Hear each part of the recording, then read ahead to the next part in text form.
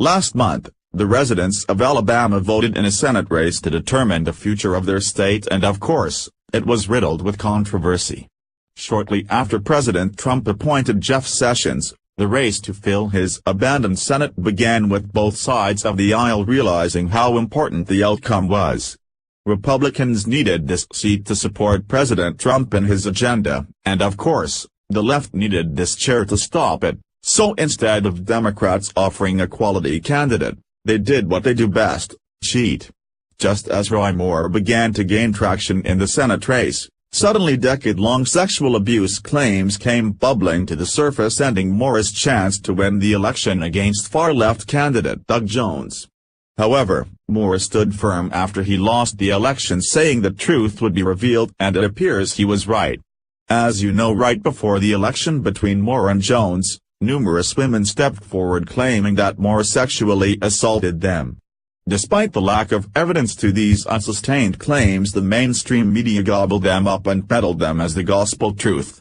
One of the so-called victims, Tina Johnson, came forward during the Senate race accusing candidate Roy Moore of grabbing her rear end in his office in the early 1990s.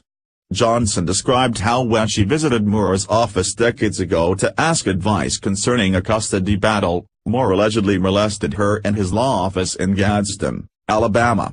Johnson claimed her mother accompanied her to the meeting, but said that did not stop Moore from grabbing her buttocks. "He didn't pinch it, he grabbed it," she said at the time. Of course, many people questioned her story, but that did not stop the rabid left from claiming that she was telling the truth.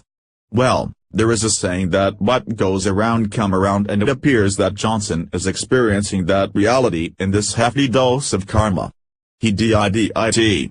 He called up karma and they delivered. Here is more from Al.com. Roy Moore accuser Tina Johnson lost her home Wednesday in a fire that is now under investigation by the Etowah County Arson Task Force. Tina Johnson, who first came to public notice for accusing Senate candidate Roy Moore of grabbing her in his office in the early 1990s, said her home on Lake Mary Louise Road in Gadsden caught fire Tuesday morning. After neighbors and some utility workers called 911 shortly after 8 a.m. Tuesday, the Lookout Mountain Fire Department responded to the scene. By the time the flames were extinguished, Johnson and her family had lost everything they owned. I am devastated, just devastated, said Johnson on Friday morning. We have just the clothes on our backs. Nobody appears to have been harmed in the blaze. Johnson and her husband were at work, and her grandson was at school. That fire is still under investigation by the Etowah County Arson Task Force, said Natalie Barton, Public Information Officer with the Etowah County Sheriff's Department. A suspect of interest is being spoken to. But there have been no charges, to my knowledge, related to the fire at this time. So, now that Johnson and her family are without a home, one Silicon Valley executive has stepped in to help raise money for a new home with the GoFundMe account. Katie Jacobs Stanton set up a GoFundMe account to help raise money for Johnson. Here is more from Daily Mail. Katie Jacobs Stanton set up a GoFundMe page for Tina Johnson of Gadsden, Alabama, who lost her home Wednesday in a fire that's under investigation by arson specialists in Etowah County. Stanton, Chief Marketing Officer at Color Genomics, wrote on the page, "I don't know Tina Johnson, but I believe her." Tina Johnson bravely shared a story about being sexually harassed by Roy Moore. "It has always been dangerous and risky for women, and men, to speak out against sexual harassment."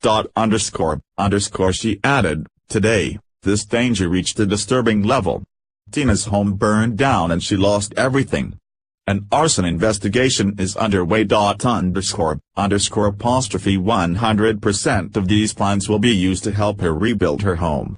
If Tina has insurance that covers the damage, she'll still receive funds from this campaign to help with living expenses and ease the weight of all this." Tina Johnson's house after the house fire. Money won't erase what happened, but I truly hope it will help. Stanton, who previously worked at Google, Twitter, and Director of Citizen Participation in the Obama administration, later said any funds raised over and above the cost of rebuilding the home can be donated to organizations supporting victims of arson and/or sexual harassment.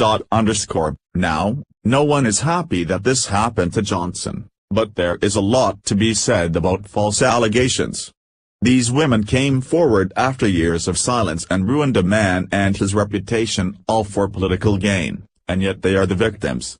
Hopefully, they do catch who did this to the Johnson family, but also let's hope the truth comes out about her false allegations to exonerate more. HTL.com. Follow us on Facebook at Freedom Daily.